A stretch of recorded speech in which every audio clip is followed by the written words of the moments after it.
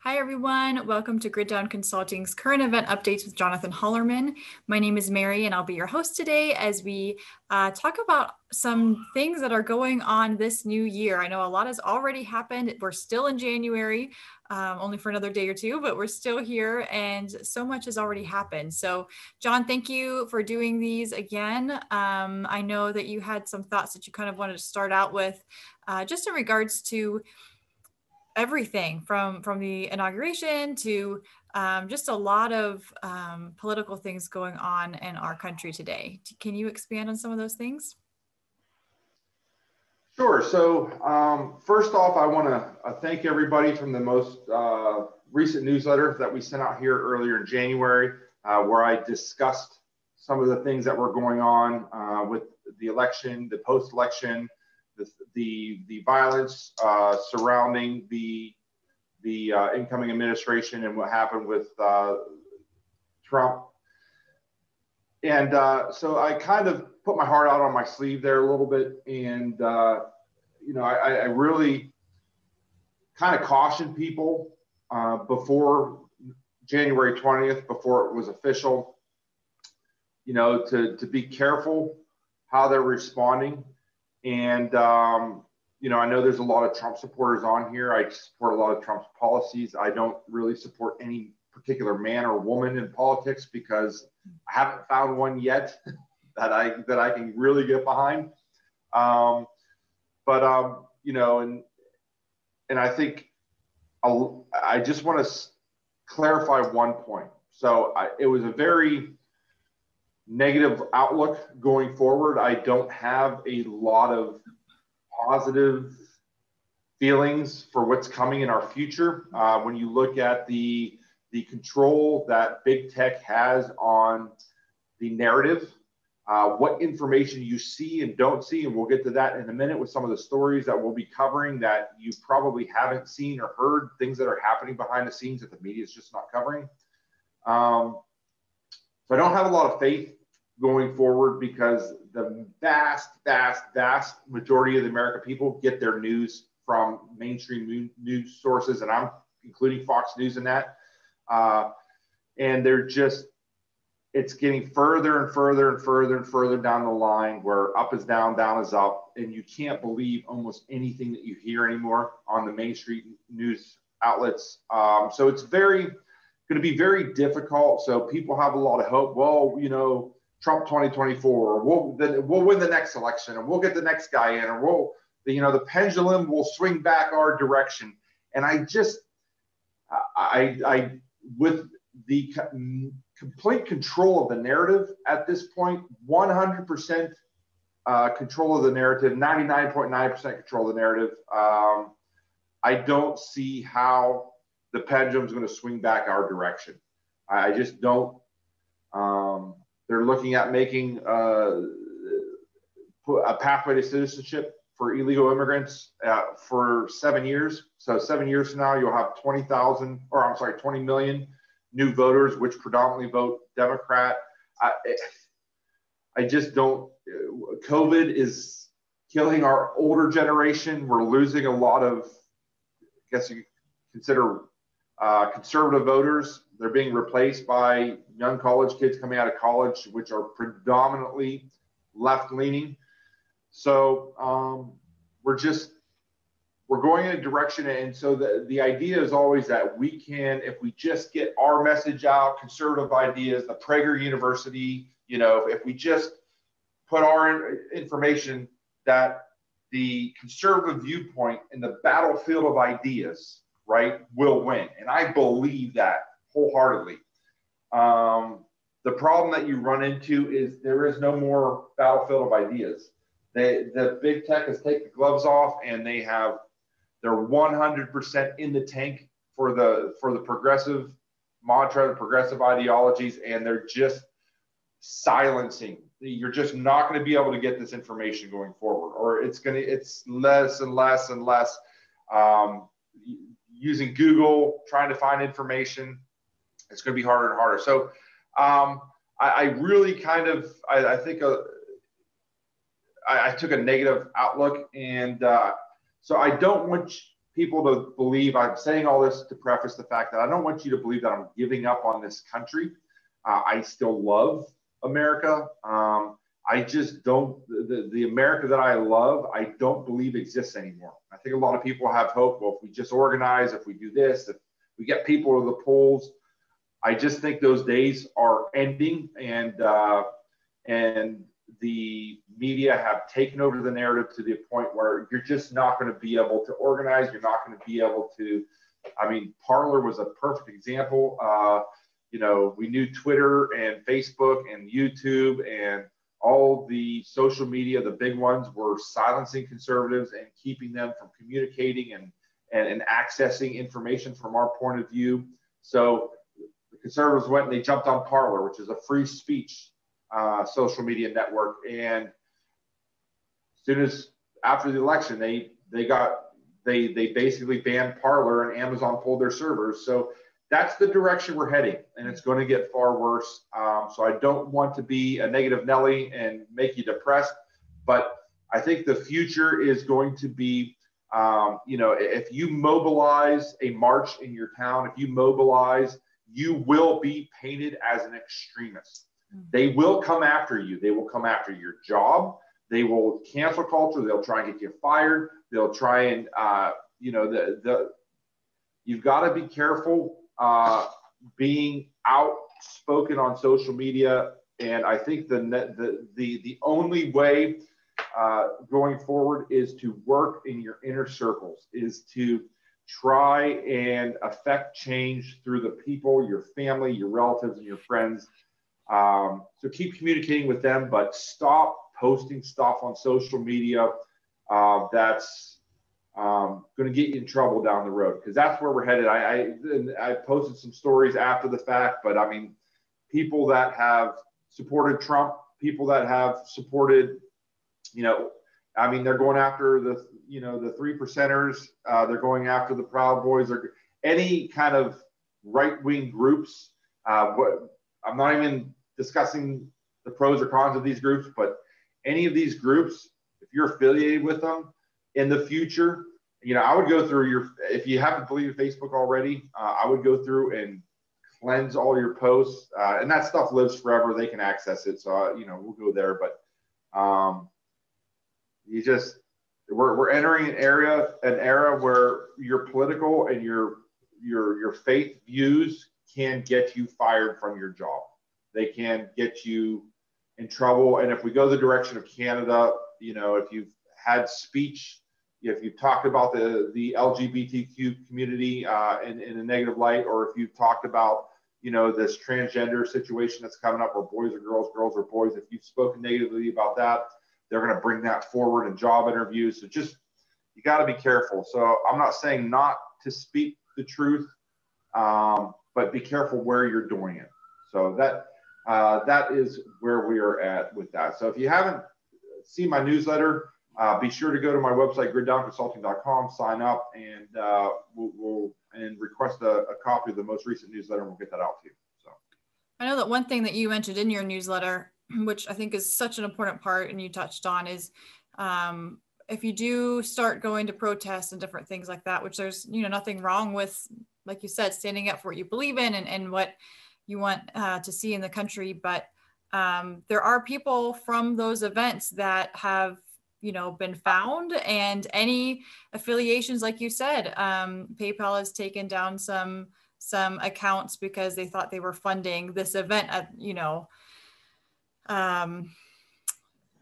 same reason that they did for Parler, and same reasons Kroger is no longer, you know, funding certain things because they found someone that was at one of those protests, and they found out that they were supporting one of the same things that they were supporting, and so they cut off that whole thing. And it's not just something that's in the future, it's something that has literally started right now. It's going on right now. One of the articles I shared was the fact that some left-wing organization, I don't know how they did this, but before Parler was taken offline, they heard Parler was being taken offline. They somehow went in there and copied basically every post from every person. They copied the entire server of Parler. How you can do that, I don't know. And the article said that this left-wing organization is currently going through all that information and trying to find I mean, they're just the people that went into. So we know that 99.9% of the protest that day was peaceful. 99% of the people were outside. They didn't go in the Capitol building. I've decried that. I decry any kind of violence. I had multiple social media posts saying that was insane. I realize a lot of the people that led the charge were Antifa, and some of this stuff was planted, but that doesn't excuse the majority of the people that were in there shouldn't have been in there. Okay. So, just because they found a handful of the leaders that started this and led the charge, so to speak, were plants. I get that. But the rest of the people weren't. Okay. They were people that went there to cause trouble. Right. And the scary part is you look through the FBI and the law enforcement, they are going through every video, picture, image they can find on the net from security cameras. They're trying to identify everyone. They took down all the license plate numbers. There's so much information out there where they did that for this event. But the Antifa riots in Portland, you could take over 4 city blocks in Seattle if you're a left-wing organization. And anybody that went to jail, they bailed them all out. None of them were prosecuted. None of them were gone after. Most of them weren't, except the extreme violent actors. So they will ignore the violence from the far left. But the second you get any kind of violence from a right-leaning organization, they're gonna come after everyone. They're gonna go after everyone, and you're gonna be painted as just look at the terminology they were using. Because I didn't get home till about 6, and so it kind of already died. I was seeing it on the news while I was at work. When I got home, I kind of jumped on the news, which I never do. I was watching, and you have all the riot police and everything, but everybody was just kind of walking around. I saw so many people just talking with the police. They were carrying flags. They weren't fighting the police. It was that one group for like 2 hours, right? But the media narrative was like, oh, it was a coup. They were literally painting this as a coup attempt. It was just terrorist attack. It was a terrorist attack. And they seem to forget that the same thing happened during the Kavanaugh hearings. The left took over the building and all the senators had to be taken out. That wasn't a terrorist attack. They took over the building during the Kavanaugh hearings, but that was just, that's okay. So again, I don't want to minimize what did happen though. People lost their lives. But the narrative that I was seeing that night, and so if you look at, because I remember the George stuff that happened after George Floyd, and you have the CNN anchors that are like, oh, this is mostly a peaceful protest, and there's buildings burning in the background. There's people being dragged out of their cars and beaten. They're burning billions of dollars of damage, and it's just mostly peaceful. Where this was mostly peaceful, and it was a small percentage of people that went into the Capitol building. It's an alternate reality. I mean, the news is literally an alternate reality. So if you watch the nightly news, I checked out a couple years ago. I try and get, I check the Drudge Report every morning. I check Daily Wire, and I have a handful of news sources. I try and look at both sides. But to be honest with you, you got to be honest here for how dishonest CNN and MSNBC and ABC and all the New York Times and all the left wing, for how dishonest they are. What I'm seeing now, and the COVID's been, the dishonesty on COVID reporting, it's on both sides of the aisle. So the Newsmaxes of the world, the OANs, they are in the tank for Trump and the Republicans 100%, and they're hiding stories that are disparaging of our side. They're misrepresenting the truth of the situation.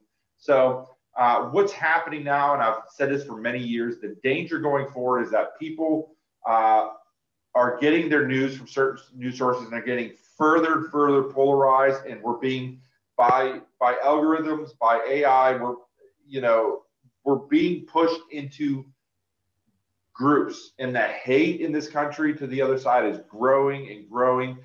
They have to divide us to conquer us. We're not a united American people anymore. We're different factions where everybody hates everybody else, and everybody else is like the devil. And you can't even have, like, you can't even have a polite political discourse with friends that on the opposite side of the aisle anymore. They just, I have a very close friend who's always, he watches the left, one of the left leaning, news organizations kind of religiously. And, if you went down the party platform lines, the marriage, if you went to all the, principles of the different aspects of the two parties, if you just went down a checklist of like what each side believes, he would staunchly be a conservative person. He's in his late, almost 70 years old, but he is hugely hates Trump with a passion, and I try and why do you hate Trump so bad? Like, you try and pick his brain, and he can't point to one specific thing. He just hates him with a passion. And that's what the media does, right? It's not based in any specific thing. It's just the fact that constant, every night, every day, it's just. Well, it's that bombardment too. You just can't even have basic conversation with people because they lose their mind at this point on both sides. And I'm not just saying that's just from the left. So the same comes from the right. You know what I mean? I mean, literally, they deified Trump. Okay. There's a lot of reasons where Trump was not good for our side. Okay. I said this 4 years ago. Unfollow me if you like. But Trump, while I agree with a lot of his policies, his narrative, his phrasing, the way he used Twitter, that he was not a conservative libertarian spokesman for our side. He was a Democrat his entire life. He switched parties at the last second when he ran for a Republican. While I agree with most of the stuff he did, okay, he was not good for us. And that is evidenced by how he left and how I said from the beginning, having him at the helm is going to justify the left's, everything that conservatives do is terrible and they're evil and they're vicious and they're just, that. And having Trump at the helm just justified all that from their point of view. So anyhow, I didn't want to get too long into the politics. So there's a lot of stuff to cover here. So I mean, that does lead to our next point, that we did have a lot of people asking questions just about, now that we do have a new administration. We've talked before on Patreon and on YouTube in different areas about some of the executive orders that Trump's administration started. Have you heard anything that's updated about what Biden and that administration is doing with those? So yes and no. So behind the scenes, there's been a lot of discussion from the EMP Commission, the grid protection movement. There's been a lot of internal discussions. I'm not going to get specific on those. I did have a conversation with somebody from our kind of group that the Biden administration reached out to this organization directly behind the scenes and, was asking them for the grid protection side of it, to kind of make them a proposal for what they think they should do. And unfortunately, I think I've seen it a lot in the articles, and I don't get it, but they're trying to get the Biden administration to keep the EMP executive order that Trump did. And so again, going back to the Trump situation, is Trump signed an executive order on EMP. It did not have any teeth in it, no legislative. It was just, hey, we need to come up with a plan. And we have embedded electric utility people at DHS and the Department of Energy and these organizations that are making. So DHS, when they finally came out with the report, we discussed this. I'm not going to, it was just a joke. It was, when their report finally did come out 6 months late, it was just kind of a joke. So Trump's executive order, when that came out, everybody kind of in our movement kind of, was excited. And I was like, I don't think this is a good thing, because we just tied the EMP fight, which is a nonpartisan issue. It has nothing to do with politics. We just tied it to Trump. So I have concerns going forward. As of right now, that executive order still stands, Trump's executive order. I fully expect that to be rescinded at some point. because Trump's other executive order. So let me go ahead and share my screen. So while we're talking about these things, you don't want to look at my face. Let me go ahead and show you some of the things we're talking about here. You see my screen? Yes. Okay. So the executive order they did keep was this one. So this was in the news recently. So Executive Order 13920. This is an executive order of Trump's that was to mitigate security risks to national electric grid. So what this did was it mandated that we are not using Chinese parts in the electric, in our high voltage transformers, in our bulk electric grid. And this is a no-brainer. Okay, so if you look at solar winds, China had backdoors built in their equipment. If you look at Huawei cell phones, okay, Huawei cell phones, and I think I'm pronouncing that, it's Haweii, whatever. They were banned by the government in the military. Military members aren't allowed to have Huawei phones because we know that China was building backdoors into those phones. In America, we discovered that. A couple of years ago, there was a big Silicon Valley thing. I forget the name of the company that was building some big network servers, and they were assembled by an American company in Silicon Valley, but the microprocessor and a lot of the equipment came from China, and we're finding a lot of these small electronics coming out of China. They're building secret backdoors into this stuff, and so Trump executive order, and it came from our industry, the recommendations like, hey, our high voltage transformers and our bulk electric power grid, we've got to start putting Chinese electronics into this stuff that we know they built backdoors into. He signed that executive order, and one of Biden's first thing he did was suspend it. So with that said, it's not canceled yet. He suspended it for 90 days, and they're going to do an evaluation to see if they're going to keep it. But it's like, why would you not? It's such a no-brainer why would you even suspend it for 90 days? Do a study. So so people that are having hope in the Biden administration getting hard on this stuff, I don't see it. And part of that was because they have kept the EMP executive order. I don't anticipate that standing. Even if it did, to be honest with you, it's not. The EMP executive order isn't going to fix the grid. It's just not. And it delegated DHS, DOE, and DOD to study, and they're just not. They're not playing ball, okay, at this point. So this executive order is suspended for 90 days. Keep an eye on it. We'll see what happens. But with that said, right here, Chinese transformers and transformers built overseas with Chinese parts were being delivered. Why would you stop that? Why would you let that keep happening? And so I will say one other thing. So this executive order that came out of the Trump administration, again, everybody held it, said, hey, we're going to stop this, right?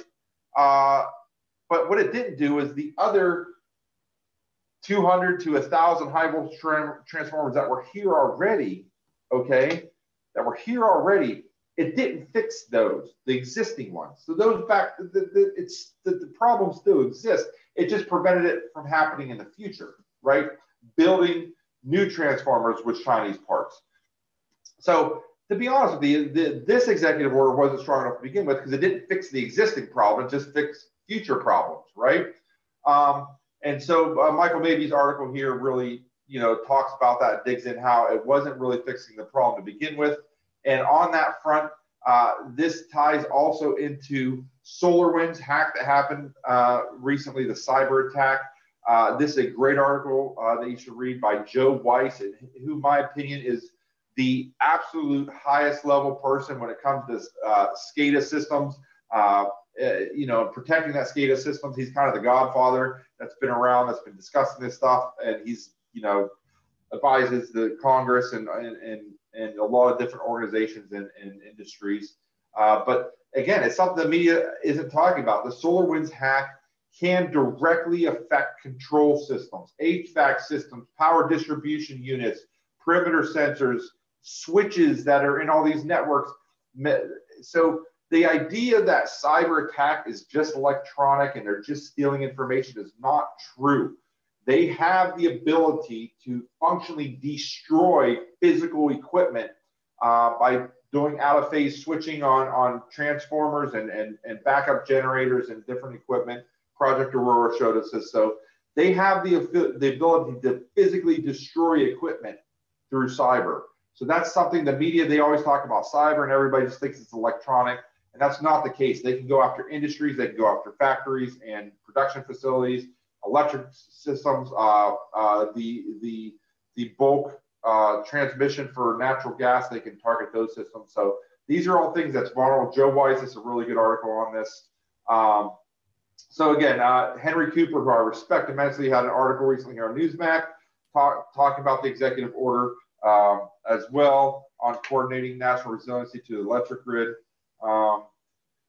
So, you know, they got rid of, or they suspended the one for 90 days. We anticipate it's probably going to be trashed. That's the one on not using Chinese parts, the electric utilities. The Trump executive order is still there. I don't think it's going to stay there long.